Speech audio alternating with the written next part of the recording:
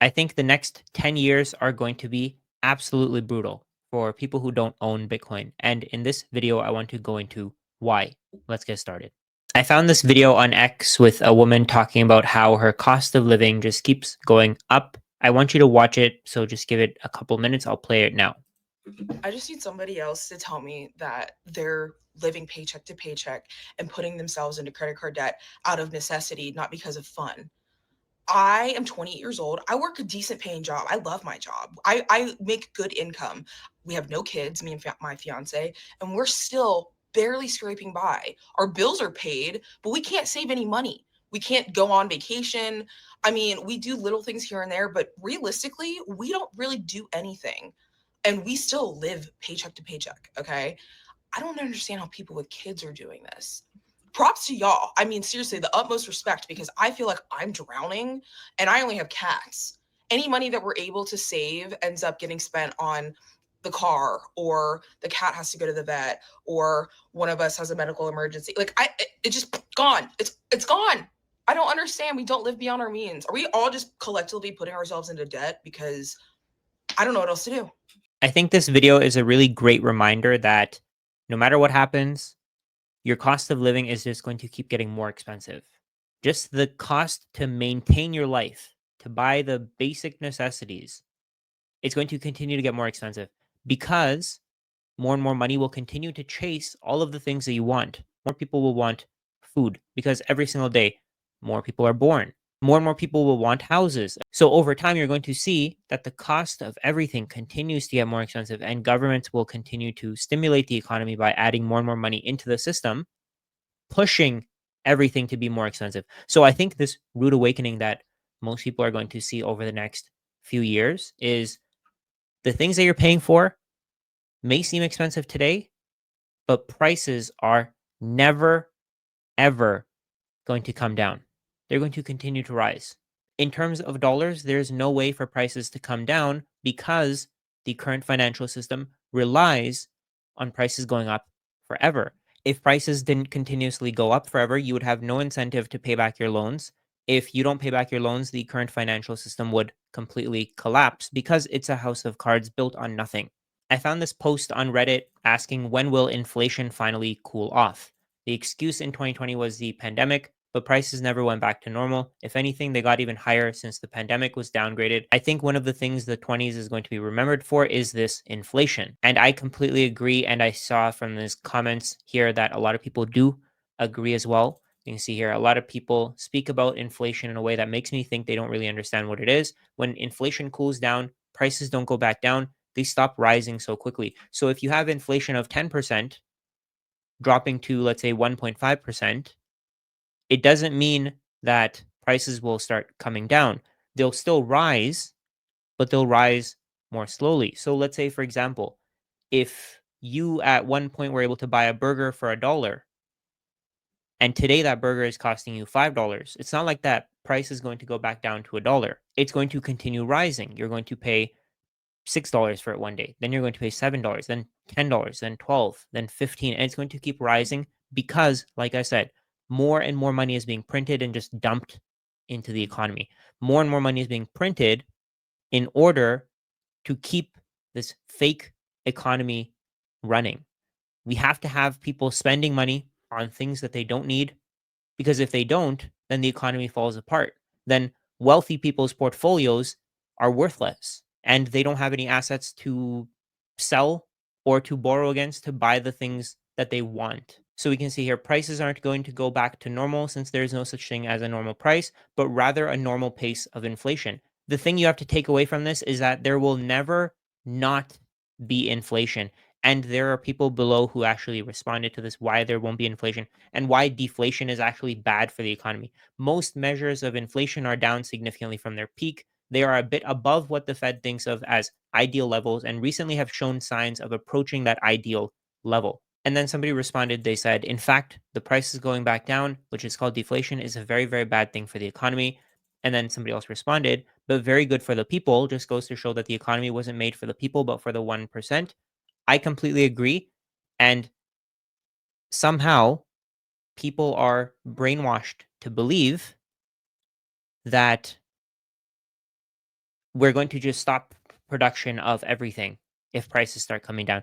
And this is a response from somebody else that shows you how the average finance expert thinks, or the people who think they're an expert on the economy. This person said, actually, no, small businesses and individual sellers would be hurt the most. With deflation, the price you paid for the items that went into the production of a good are now higher than what you can sell the end product for. That's not true. If there's deflation, the prices of raw materials will also go down, so production cost will go down, leading to a spiral in a decrease in the cost of everything. So prices would drop, but that doesn't necessarily mean that that would be bad for the economy, because it would mean that the value of the money would be rising and entrepreneurs would have an incentive to create better products and to add them to the economy so that they can accumulate some more of that money. And then we can see here. So, for example, your fertilizer for a farmer was more expensive than what you can sell for the apple. I don't understand how the apple's price would go down, but the fertilizer wouldn't go down. The price of everything would decrease. Deflation doesn't just apply to the end product, it also applies to every other product that goes into producing that end product. Another example here, or the glass and battery was more expensive than what you can sell the phone. This might happen temporarily, let's say in the short term, if there's no demand for goods and services, if there's for some reason an increase in the demand for dollars and nobody wants to buy things, in the short term, the end product may become more expensive, but over the long term, the prices of the glass and the battery would reflect that and they would decrease as well. Because if there's no demand for the end product, then that would mean that the raw materials would also have no demand. So the people producing those raw materials would have to sell them at a cheaper price. And then they say here, an Amazon or Apple could probably eat the loss for a while, but anyone small would very rapidly die off because of the loss in profits and income. I think that this response assumes that the value of money has to keep decreasing. And that's exactly what we've been told to believe our entire lives. We have to spend our money ASAP because the cost of living will continue to rise forever. I think this last point here is just the cherry on top, showing you how much we've been brainwashed to believe that prices should keep rising. So with deflation, you'd see even further consolidation in big, giant businesses, not less.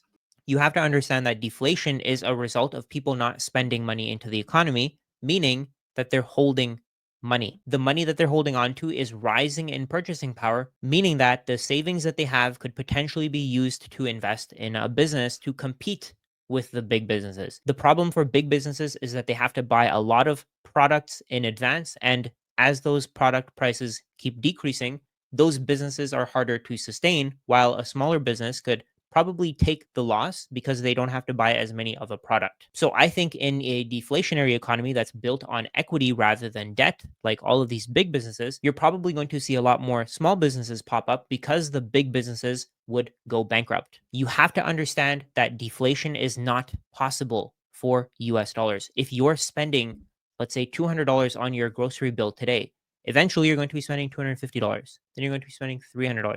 You have to accept this. It's just going to keep getting worse. The only thing that you can do about this is increase the exchange value of your labor. Learn new skills that help you to earn more money. Try to find side hustles that other people find valuable and you can charge a lot of money for. For example, I've seen people build businesses around dog walking.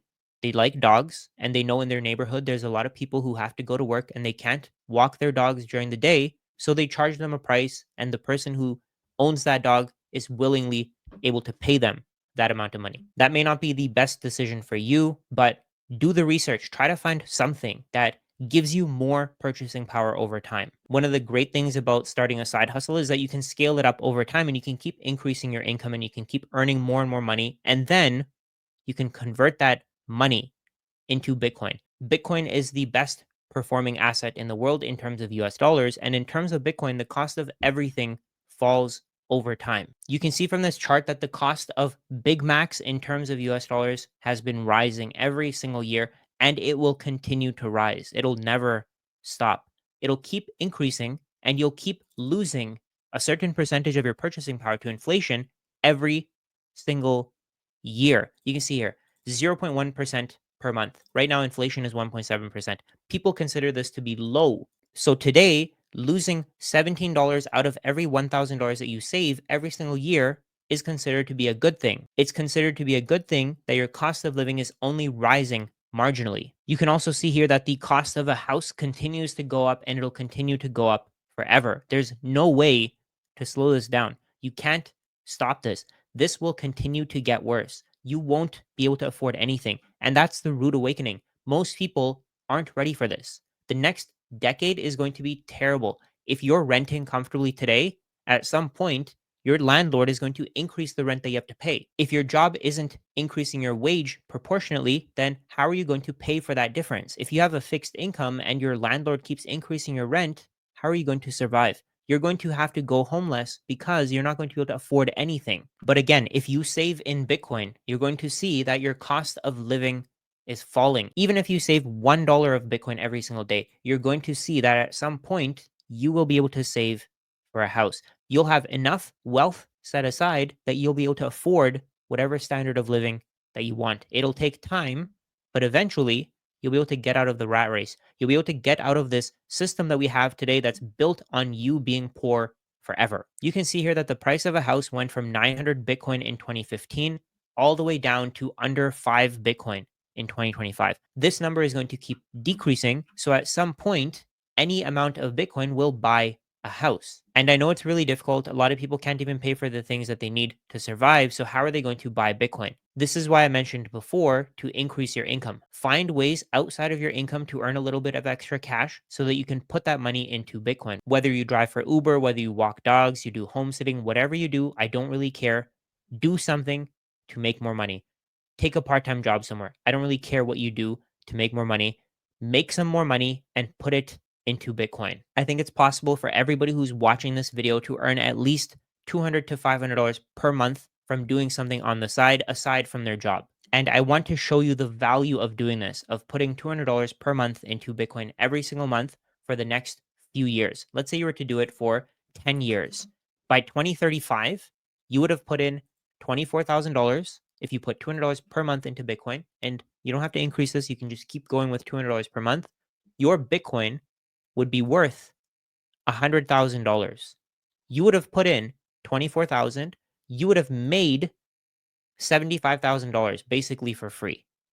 You would have bought $24,000 worth of an asset, and at that point, you could sell it for $100,000.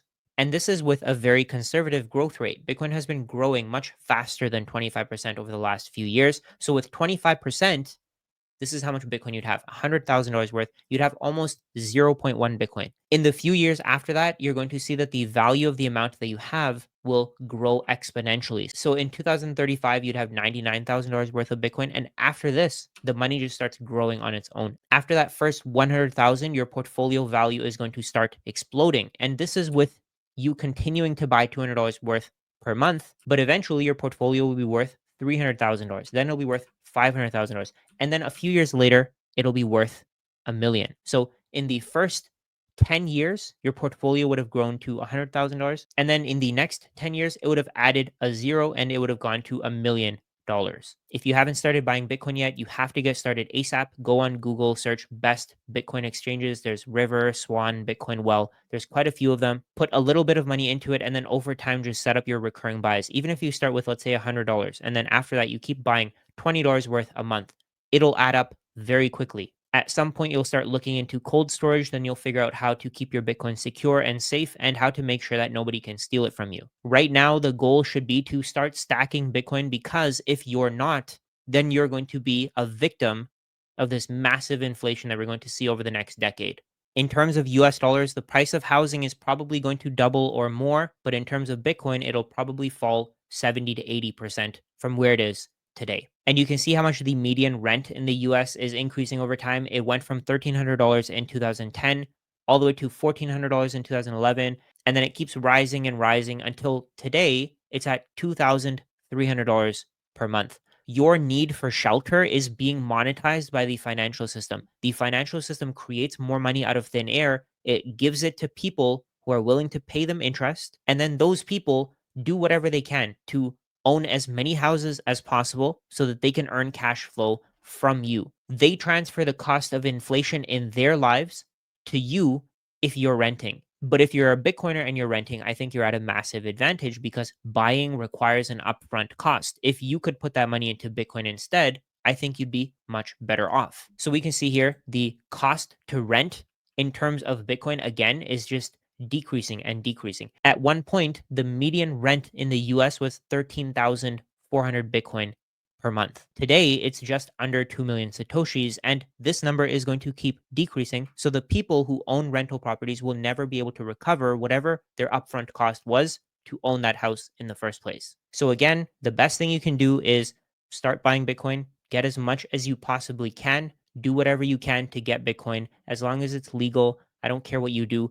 Do whatever you can to make money and then to buy Bitcoin with that money or get paid in Bitcoin if you can. I think that's even better. Don't be the one that's caught by surprise in the next 10 years because your cost of living just keeps increasing. The cost of living will rise forever, and I want to make sure that this doesn't shock you when it actually happens. Accumulate as much Bitcoin as you can because Bitcoin will preserve the purchasing power of your savings while the US dollar will continue to melt and become worthless over time. If you accumulate Bitcoin today, you're still ahead of the majority of Americans, the majority of multinational corporations, you're ahead of the majority of people. And I guarantee you that in the next decade, in the next 15 years, you're going to be free and you're not going to regret it.